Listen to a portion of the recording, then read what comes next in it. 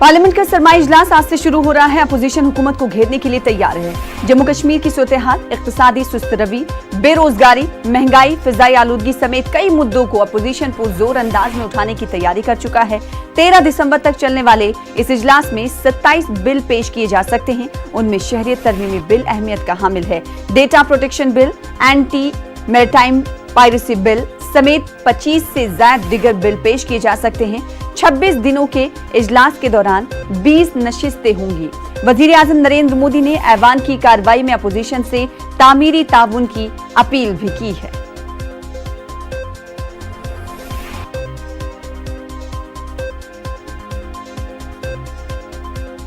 सरकार ये चाहेगी कि सिर्फ सरकारी बिल पास हो जाए किसी तरह से, और जो देश के सामने समस्या है, जैसे आज आर्थिक मंदी है जो सबसे बड़ी समस्या है, बेरोजगारी है, किसानों की आत्महत्या है, इन तमाम चीज़ों पर अगर बहस नहीं होगी और बहस की इजाज़त नहीं होगी तो जाहिर है कि फिर एक टकराव होगा सरकार के साथ विपक्ष का, और फिर सुचारू रूप से चाहे लोकसभा हो या राज्यसभा हो चलना मुश्किल होगा।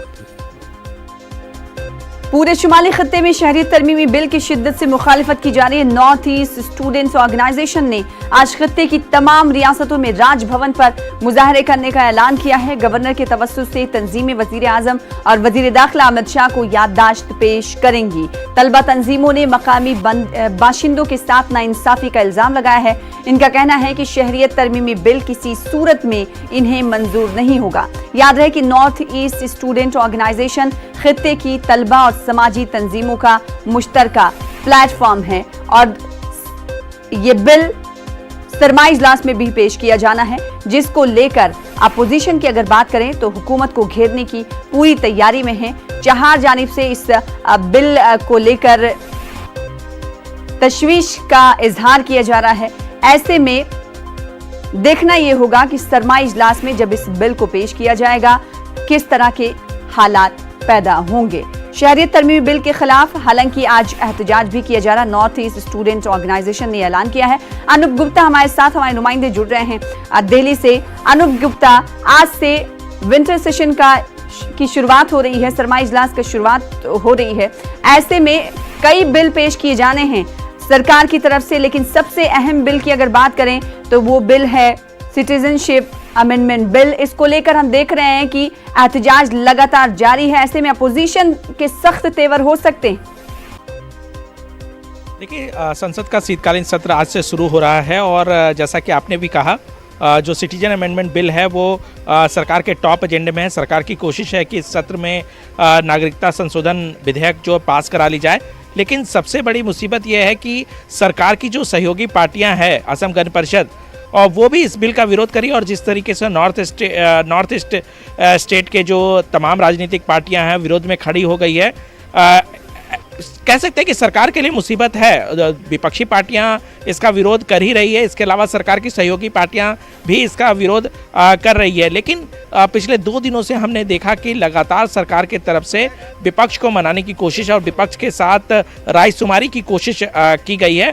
आपने भी अभी सुना कि कांग्रेस की तरफ से और विपक्षी पार्टियों की तरफ से कहा जा रहा है कि सरकार चाहे तो किसी भी बिल को पास कराए, लेकिन जो आम लोगों से जुड़े हुए मुद्दे हैं, चाहे वो महंगाई हो, बेरोजगारी हो, या फिर जम्मू कश्मीर में जिस तरीके से कई नेताओं को नज़रबंद किया गया, तो इन मसलों पर विपक्ष जो है वो चाहता है कि इस सत्र में चर्चा कराई जाए।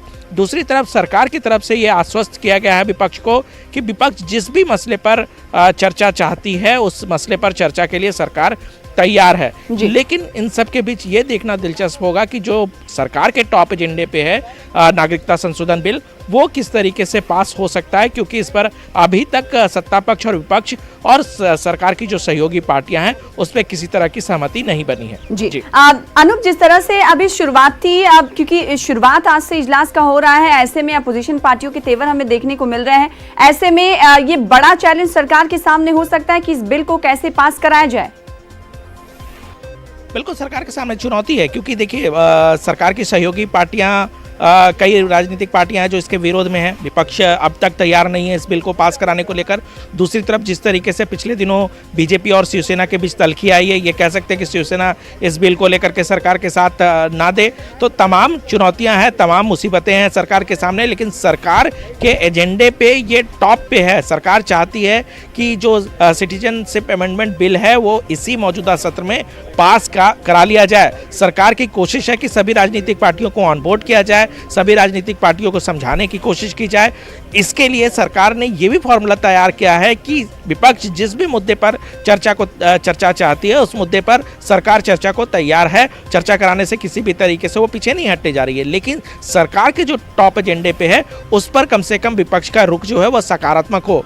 लेकिन देखना होगा, देखिए अब आज शुरुआत हो रही है, सरकार देखना होगा कि सरकार की स्ट्रेटजी किस तरीके से होती है कि ये बिल पास करा लिया जाए। जी, तो सरकार की मंशा यही कि इस बिल को इसी पार्लियामेंट सेशन से पास कराया जाए। अब देखना ये होगा कि कितना बड़ा चैलेंज साबित होता है ये बिल पास कराना। बेहद शुक्रिया अनूप हमारे साथ जुड़ने के लिए और इस हवाले से तफसीलात फराहम करने के लिए।